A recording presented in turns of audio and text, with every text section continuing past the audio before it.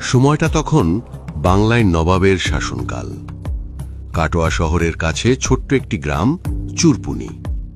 সেখানকার জমিদার বাবু বিশেষ কাজে বর্ধমানের রাজার সঙ্গে দেখা করতে রওনা দিলেন। সঙ্গে ছিল কয়েকজন পাইক, দুটি হাতি আর একটি পালকি। গ্রাম পেরিয়ে মাঠের মাঝে তারা বিশ্রাম নিলেন। হাতি দুটোকেও খাবারের জন্য ছেড়ে দেওয়া হলো। একটি হাতি পাশের একটি পাকুর গাছের ডাল শুঁড় দিয়ে ভেঙে ফেলল। তখন হঠাৎই এক অলৌকিক ঘটনা ঘটল। ভাঙা ডাল থেকে আঠা নয়, বেরোচ্ছিল লাল রক্ত। এই দৃশ্য দেখে তিনি ভীষণ ভয় পেয়ে দ্রুত সেখান থেকে রওনা দিলেন। সেই রাতেই বর্ধমানের রাজার অতিথিশালায় তিনি স্বপ্নে মা দুর্গার দর্শন পেলেন।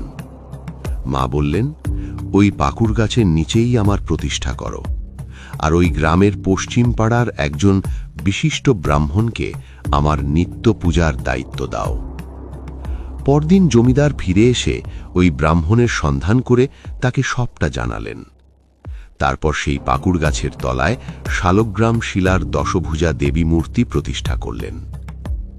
তারপর থেকেই লোকমুখে সেই দেবী গ্রামের কুলদেবী উমাখ্যা দেবী নামে পরিচিত হন, যিনি আজও জাগ্রত দেবী হিসেবে মানুষের মানত ও আশা পূরণ করেন।